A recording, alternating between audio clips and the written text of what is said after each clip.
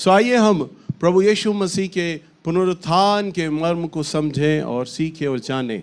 हम निकालेंगे परमेश्वर के वचन से यूहन्ना की किताब, इसका 20 अध्याय और इसके पहले पद से हम लोग देखेंगे। सप्ताह के पहले दिन मरियम मगदलीनी भोर को अंधेरे रहते ही कब्र पर आई और पत्थर को कब्र से हटा हुआ देखा।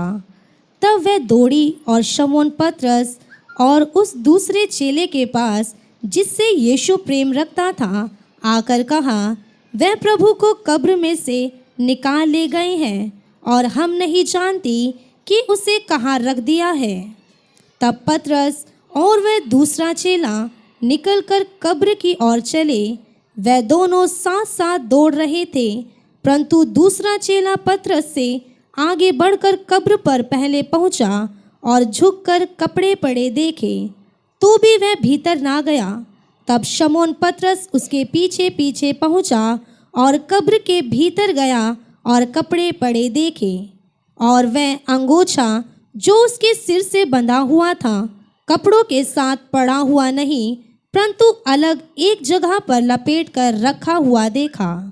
तब दूसरा चेला भी जो कब्र पर पहले पहुंचा था भीतर गया और देखकर विश्वास किया, वह तो अब तक पवित्र शास्त्र की वह बात। बस हालेलुया।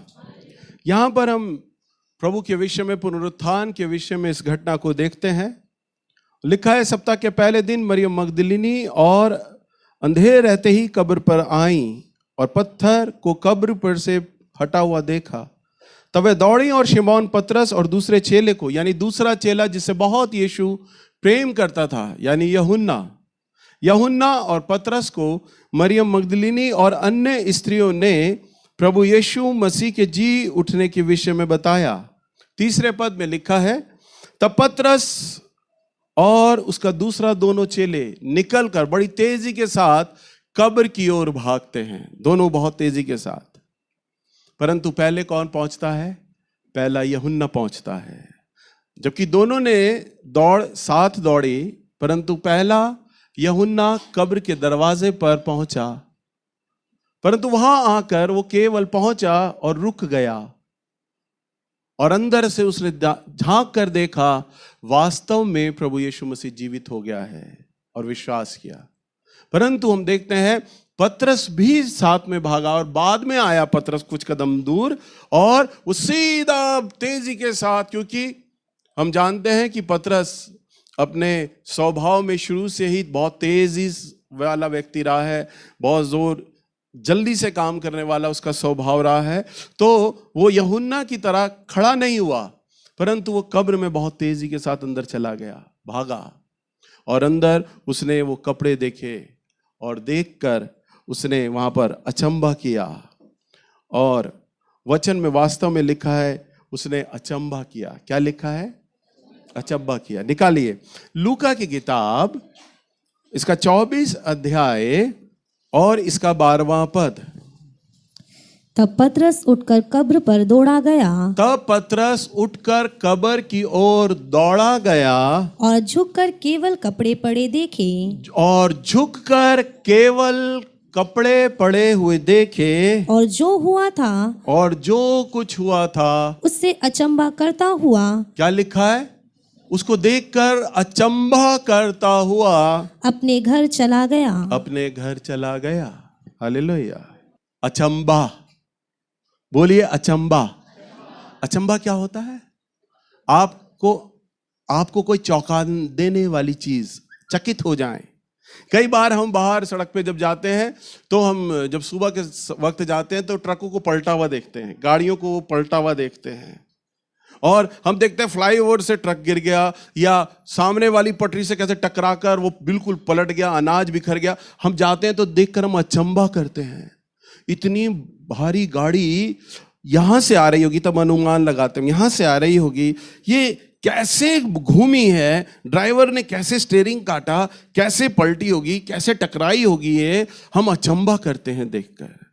ऐसा ही होता है। और फिर अचंबा करते हुए थोड़ी देर तक हम उस अचंबे के बारे में विचार करते हैं और जो हमारे साथ होता है उससे हम बातचीत करते हैं और फिर हम जिस राह पे जा रहे होते हैं, जिस अपने घर जा रहे होते हैं या नौकरी काम धंधे फैक्ट्री में जाते हैं वहाँ जाते हैं और जो कुछ हमने रास्ते पर देखा था वो हम भूल जाते हैं। हालेलुया। पतरस के साथ भी कुछ ऐसा ही हुआ।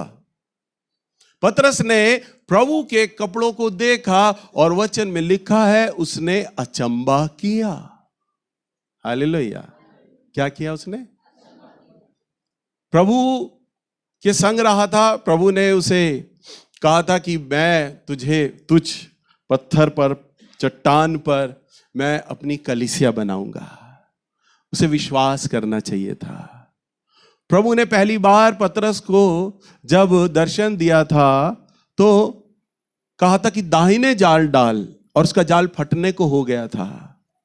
पूरी रात मछलियां पकड़ी परंतु मछली नहीं मिली, परंतु जब गुरुजी आए, प्रभु आए, तब उसने जाल को पकड़ा और जाल वचन में लिखा है फटने को था। पहला आश्चर्य पतरस के साथ घटा। पतरस को अचंबा नहीं विश्वास करना चाहिए था।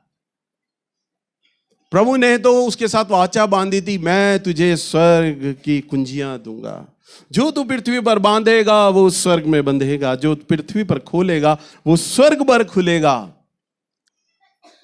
प्रभु ने ना जाने उससे क्या क्या बातें कही, उसको अपने संग रखा करते थे।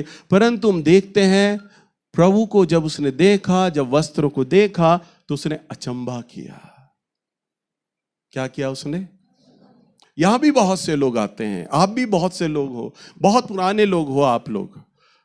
जिस प्रकार प्रभु ने पतरस के समय काम किए, आश्चर्य कर्म किए, आप लोगों के जीवन पे भी आश्चर्य कर्म किया है। यहां एक भी ऐसा व्यक्ति नहीं है जिसके जीवन में प्रभु ने कुछ काम ना किया हो। अगर मैं आपके हाथ में माइक दूं ना तो आप मेरा समय खा जाएंगे, आपके जीवन में इतनी गवाहियां हैं बताने को। परंतु मसीह के जी उठने पर क्या आपको पूर्ण विश्वास है?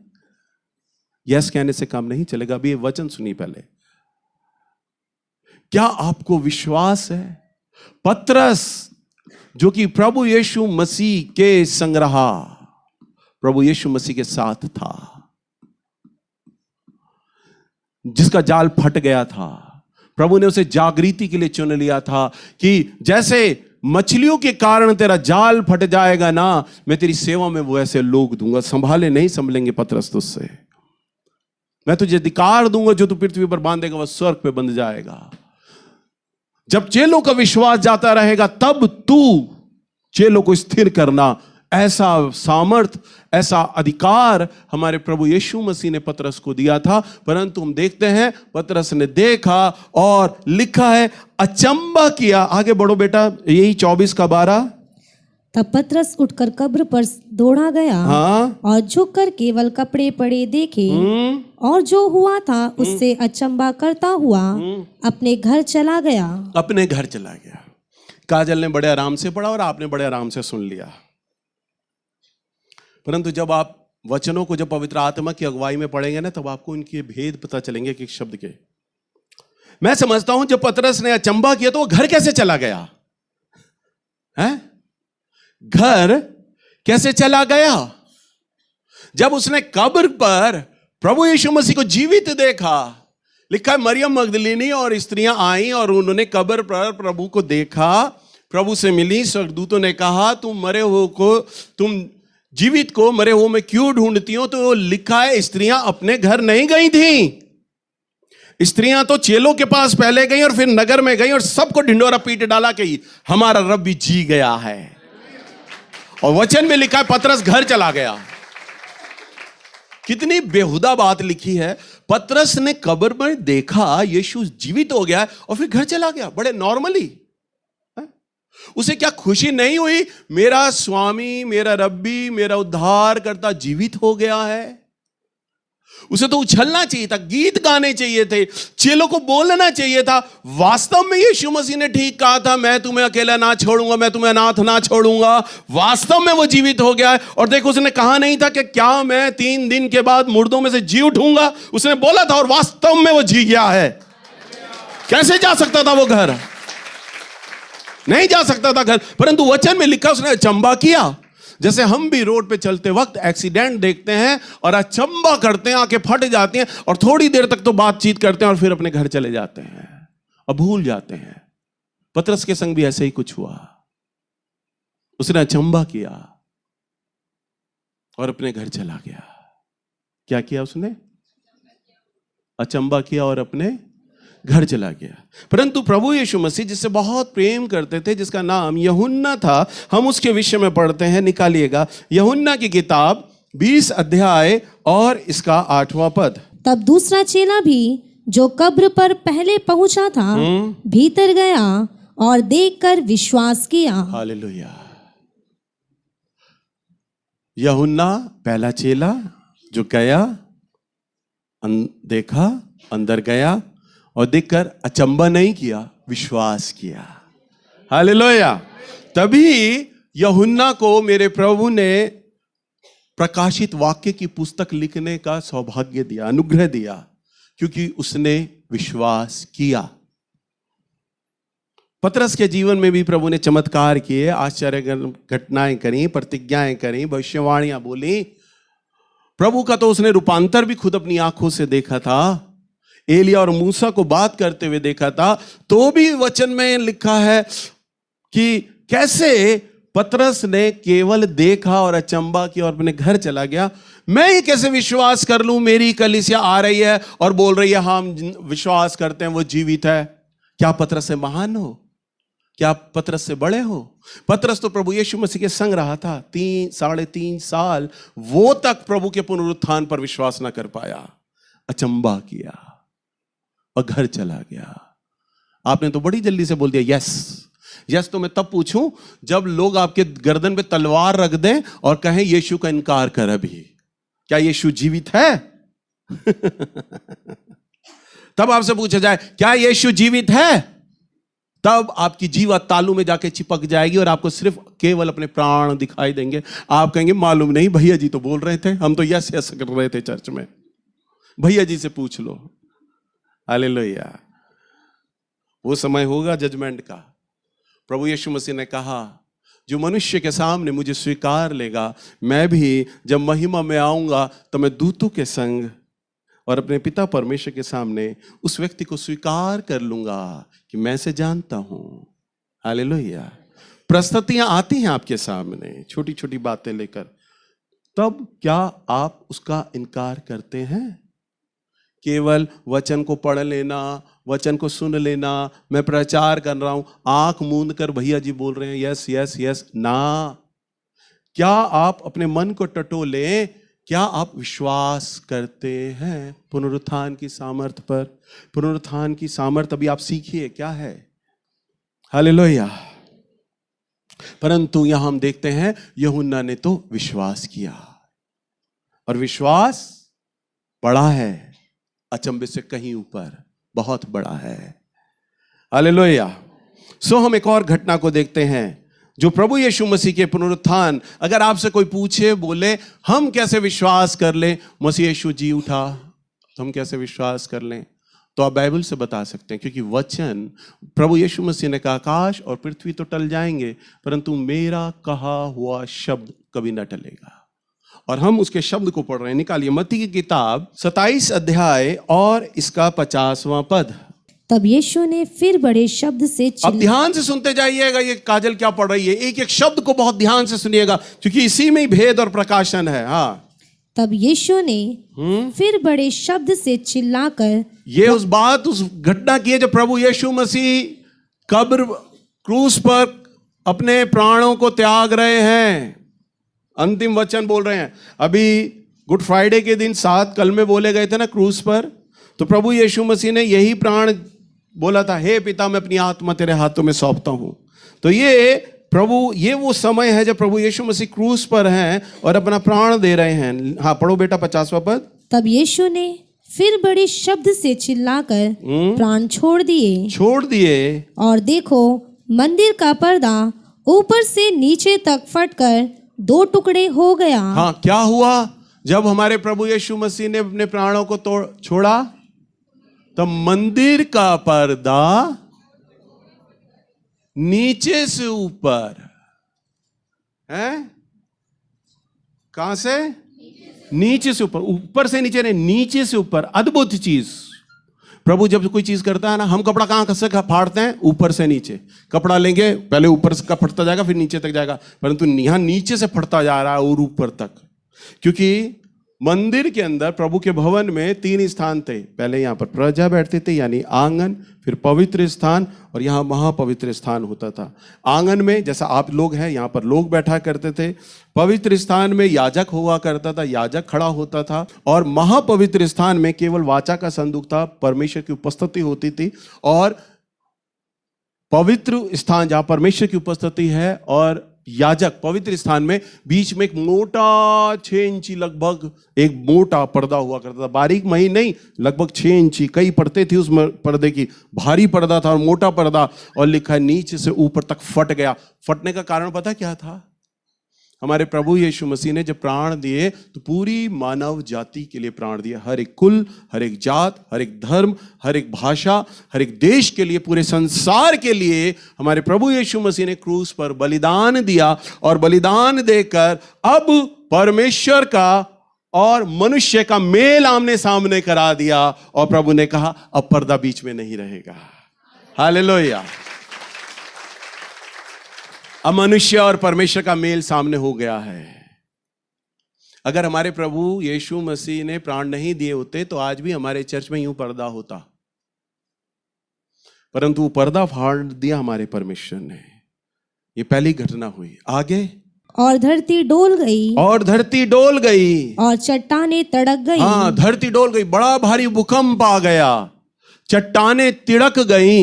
हाँ, और कब्रें खुल गई, कब्रें खुल गई, और सोए हुए पवित्र लोगों के बहुत से शव जी उठे। बहुत से शव जी उठे।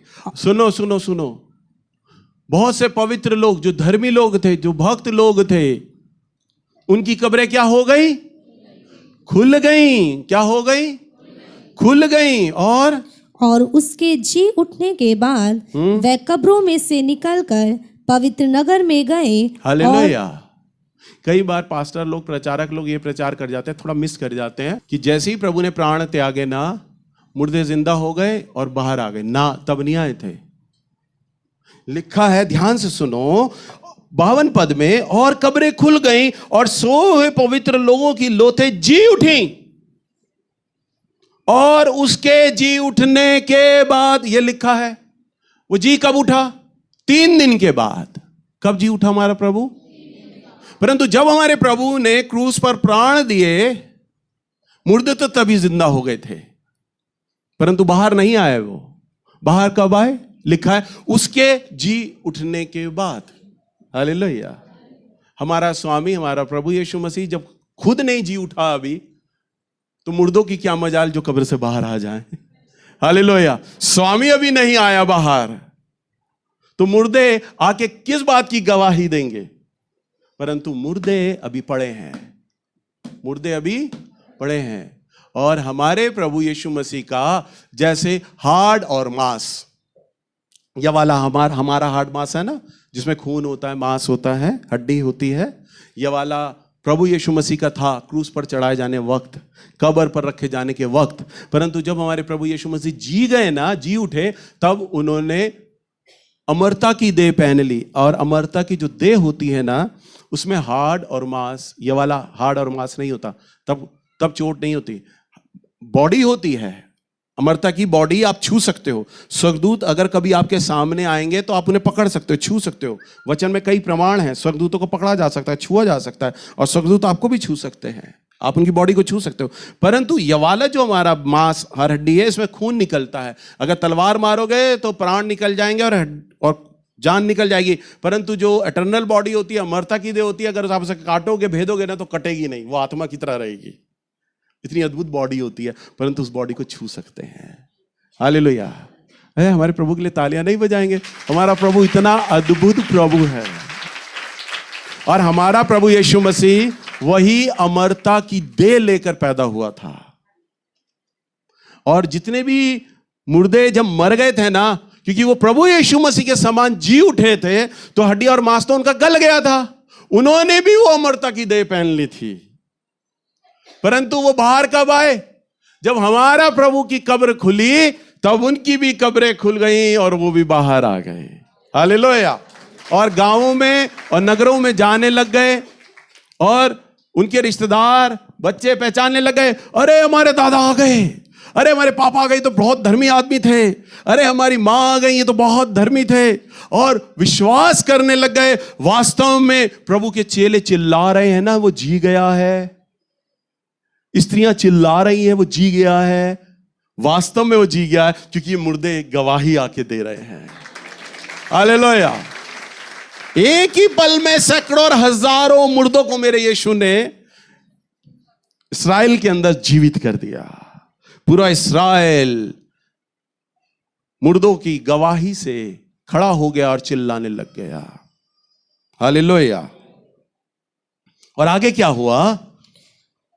और वे निकलकर पवित्र नगर में गए और बहुतों को दिखाई दिए। बहुतों को दिखाई दिए। तब सूबेदार और जो उसके साथ यीशु का पहरा दे रहे थे भूकंप और जो कुछ हुआ था उसे देखकर सूबेदार यानी एसएचओ के समान व्यक्ति और उसके साथ के जितने भी सैनिक थे उन्होंने भूईडोल देखा, मुर्दों को जिंदा होता हुआ देखा, चट्टानों को तिड़कते हुए देखा, भूईडोल सुना और क्या कहा? यह देखकर अत्यंत डर गए। ये देखकर अत्यंत डर गए। हाँ। और कहा सचमुच यह परमेश्वर का पुत्र था। यही तो प्रभु चाहते थे। हर एक घुटना टिकेगा, हर एक जीभ अंगीकार कर लेगी। वही सैनिक जो कहते थे ये यहूदियों को राजा है, षड्यंत्रकारी है, राज्यसभा को भंग कर रहा है, अपने आप को पृथ्वी का राजा बनाना चाहता है, यही तो हमारा प्रभु सुनना चाहता है सबके मुंह से कि हम ये बोलें सचमुच ये परमेश्वर का पुत्र है। वो अकेला उसने कब्र से आके गवाही नहीं दी। मंदिर का पर्दा फट गया, चट्टानें तिड़क गई, भूकंप आ गया और 3 दिन के बाद जैसे ही हमारे प्रभु यीशु मसीह जी गए, सारे मुर्दे भी पवित्र लोग जो थे, धर्मी लोग, वो भी बाहर आ गए और गवाही देने लग गए। हमारा प्रभु है ना, ऐसे काम करता है जो मनुष्य कभी सोच नहीं सकता। जहां विज्ञान समाप्त हो जाता है, साइंस रुक जाती है, जहां मनुष्य की बुद्धि और योजनाएं बंद हो जाती है ना, वहां हमारे प्रभु को काम करना अच्छा लगता है।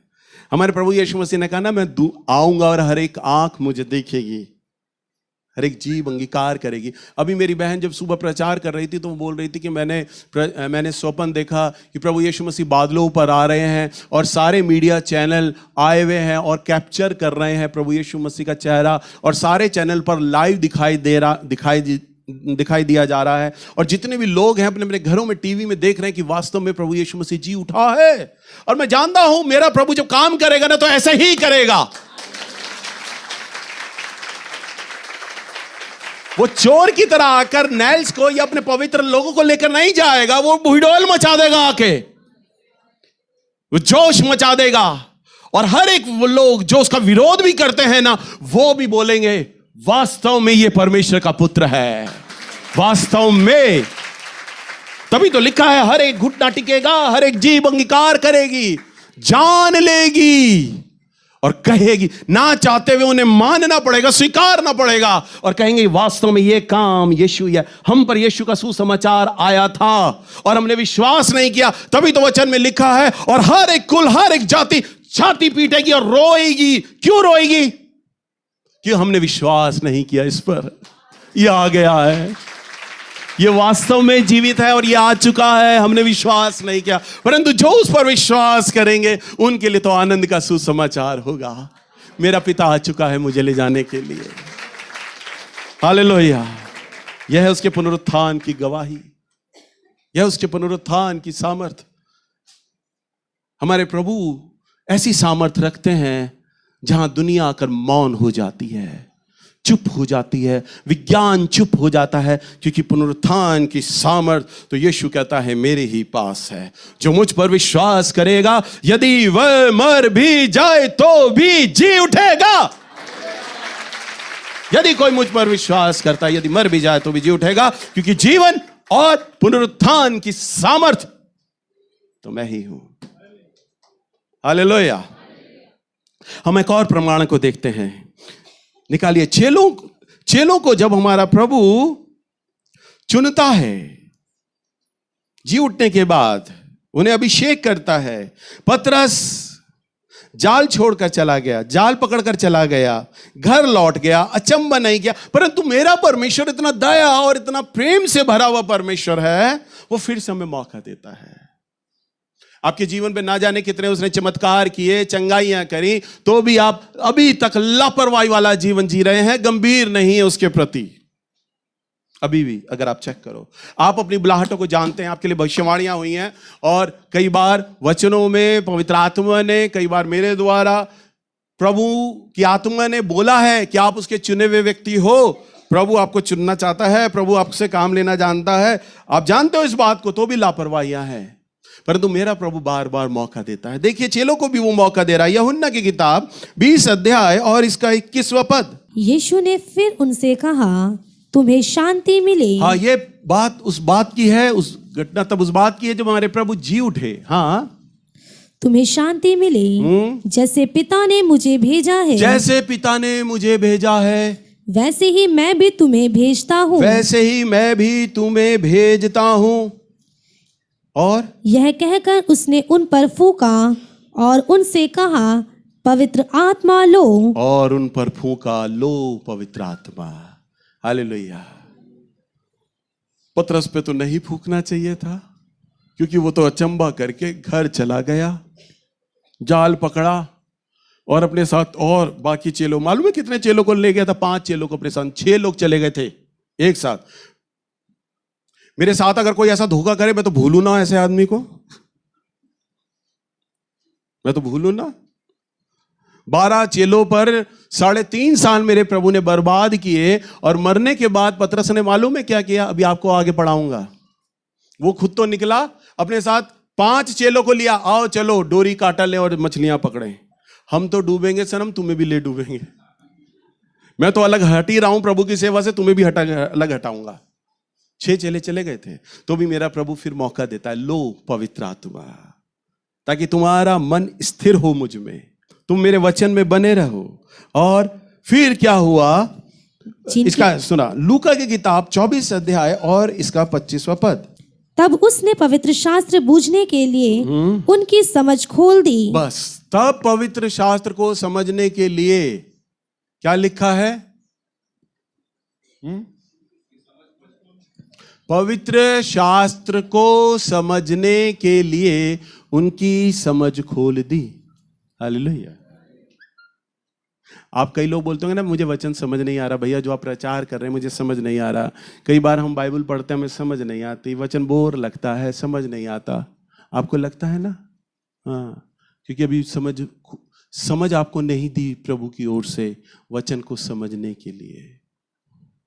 मैं जब आपके सामने वचन प्रचार करता हूं, और अभी मैंने जो ये बातें खोल कर आपको बता रहा हूं, आप भी बोलते हो कि मैंने भी कई बार ये बातें पढ़ी हैं, परंतु जैसा भैया इतने अच्छे से समझा पा रहे हैं, मुझे क्यों नहीं समझ आती ये बातें? भैया ने इतने अच्छे से बताई, मुझे क्यों नहीं समझ आई? मालूम है क्यों? उसका फर्क है, मेरे प्रभु ने मेरी बुद्धि को खोला ताकि मैं उसके भेद को समझ पाऊं।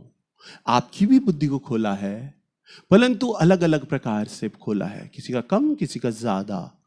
परंतु जब आप प्रभु के लिए प्यासे बनते हैं और प्रभु से मांगते हैं, मैं आज की डेट तक प्रभु से प्रार्थना करता हूं, प्रभु जी, अभी पीछे मैंने परसों उपवास किया, मालूम है किस लिए? प्रभु जी, मैं चर्च में जाऊं ना तो मेरे वचन में आपका प्रकाशन हो, आप मेरे द्वारा अपने बच्चों से बात कीजिएगा, अपने लोगों से बात कीजिएगा। प्रकाशन की आत्मा तो आपके पास है। मैं अभी भी उपवास करता हूं, प्रार्थना करता हूं, मांगता हूं, समझ मांगता हूं अपने प्रभु से। हालेलुया। सो प्रभु ने क्या दिया? समझ और बुद्धि दी। यहां पर हम अगर पौलुस की किताब को पढ़ें, गलातियों की पुस्तक 2 अध्याय और इसका 20 पद।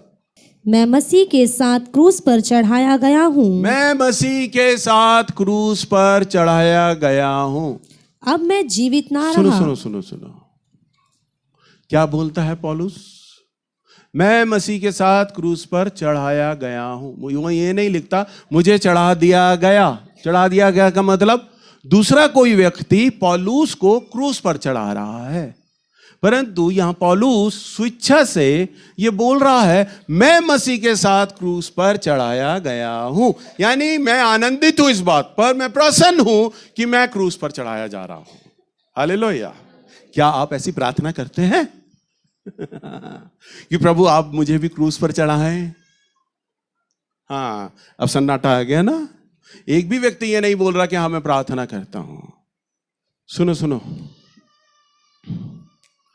यूहन्ना 1:12 में लिखा है जितनों ने उसे ग्रहण किया परमेश्वर ने उन्हें संतान होने का अधिकार दिया।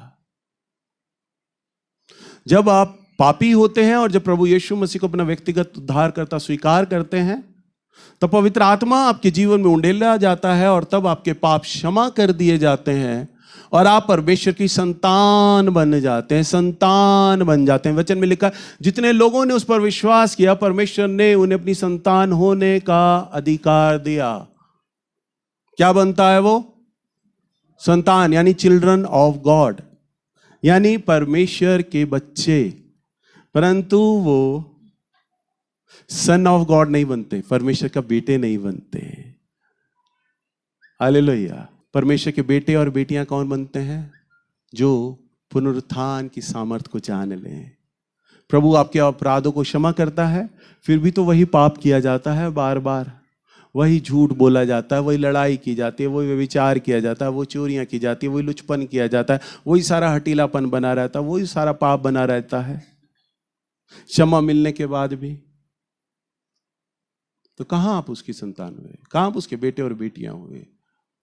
परंतु जब आप प्रभु को अपना जीवन उद्धार करता स्वीकार कर लेते हैं और प्रभु के मन अनुसार उसके जीवन अनुसार चलना आरंभ कर देते हैं और अपने आप को प्रभु के संग क्रूस पर ठोक देते हैं।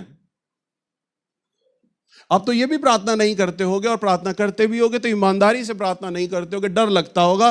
प्रभु आपका वचन में लिखा है कि जिसे पिता बढ़ाता है उसे आप छांटते और काटते हैं। पिता छांटना और काटना, बड़े आराम से काटना और छांटना, ये भी ईमानदारी से प्रार्थना नहीं होगी। प्रभु को स्वेच्छा से देना अपने हाथों में, प्रभु आप मुझे छांट दो अच्छे से और काट दो, आप अपने मन अनुसार चलाओ मुझे। जैसा किसान पौधे को काटता और छांटता है ताकि वो बढ़े, आप भी मेरे संग व्यवहार करें। मैं तो रो रो कर यही मांग रहा होता हूं प्रार्थना में, प्रभु को बोलता हूं प्रभु जैसा भी आपको अच्छा लगता है मैं आप मेरे संग व्यवहार कीजिएगा। हालेलुया। पौलुस बड़ी खुशी के साथ बोलते हैं मैं क्रूस पर चढ़ाया गया हूं और अब मैं जीवित ना रहा, अब मैं जीवित ना रहा, मर गया। पर मसीह मुझ में जीवित है, मसीह मुझ में जीवित है। अब मैं मर गया। अब क्या हो गया? मैं मर गया। बोलिए मर गया। आप मरने के लिए तैयार हैं? आप मसीह के साथ मरने के लिए तैयार हैं? नहीं, अभी यस नहीं आ रहा। तब तो पुनरुत्थान की सामर्थ को जानते हो, जी उठने की सामर्थ को जानते हो, यस यस हो रहा था। और अब क्यों नहीं आ रहा हृदय की तलछट्टी से? क्या प्रभु के साथ मरने के लिए तैयार हो? यहां तो मरने से ही पहले आदमी अपनी कलीसिया बनाने लगता है, मरने से पहले ही फलाने लगता है। जब तक बीज मरेगा नहीं, गलेगा नहीं, सड़ेगा नहीं, फल कहां से आएगा? आप जब तक मरोगे नहीं, गलोगे नहीं, सड़ोगे नहीं, प्रभु के अच्छे सेवक कैसे बनोगे? बोलो कैसे बनोगे? आप सेवा करना चाहते हो सब? यस समझ के यस करो। आपको मरना होगा, गलना होगा, क्रूस पर चढ़ाया जाना होगा, पौलुस के समान हृदय से कहना होगा अब मैं जीवित ना रहा, जीवन की अब मुझ में कोई आशा बाकी नहीं रही है। प्रभु जीवन की कोई आशा मुझ में बाकी ना रही। कई बार मैंने अपने चर्च में गवाही दी है, 27 साल हो गए हैं मुझे, मैंने हजारों एनवेलप पकड़ लिए हैं भेंट के, दशमांशों के, है ना।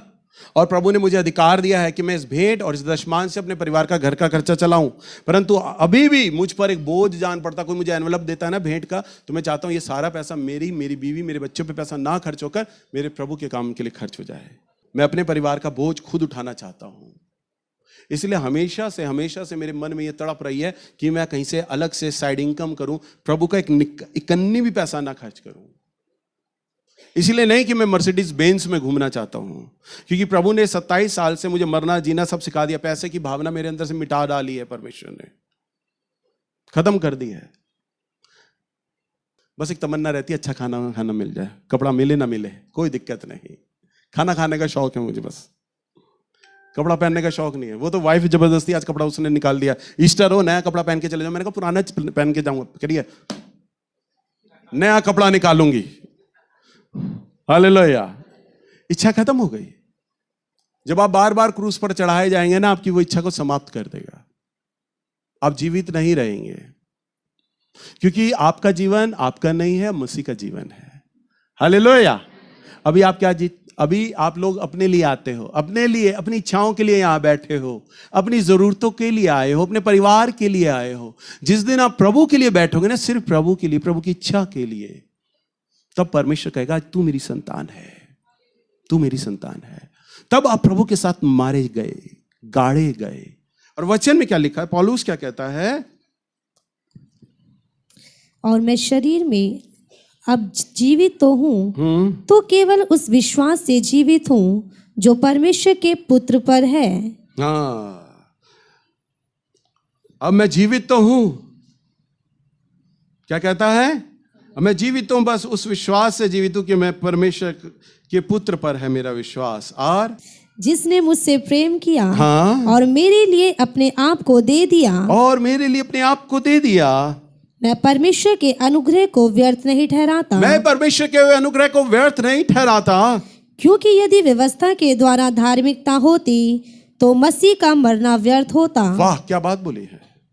पौलुस कहते हैं यदि व्यवस्था के द्वारा धार्मिकता होती, अगर आपके उपवास रखे जाने से, आपका सफेद काला कपड़ा पहनने से, आपके व्रत रखे जाने से अगर प्रभु परमेश्वर प्रसन्न हो जाता, तो व्यवस्था होती, वो कानून होता, कानून का पालन करते, और परमेश्वर कहते हैं कि इससे धार्मिकता नहीं होती, परंतु इससे तो मसीह का मरना व्यर्थ ही हो जाता। अगर आप धर्म के काम करके ही स्वर्ग चले जाते ना, तो प्रभु का पुनरुत्थान का जीवित होना ही बेकार था।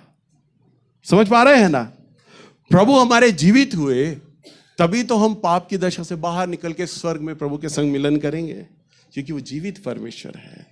अगर हम व्यवस्था के ही कामों को मानते, तो हमारे प्रभु का क्रूस उठाना, मरना और जी उठना क्या हो जाता, व्यर्थ हो जाता। समय इजाजत नहीं दे रहा है, वचन तो मेरा बहुत बड़ा अभी। हालेलुया। सो इसलिए आप प्रभु के साथ उसके पुनरुत्थान की सामर्थ को जानिए और समझिए। हालेलुया।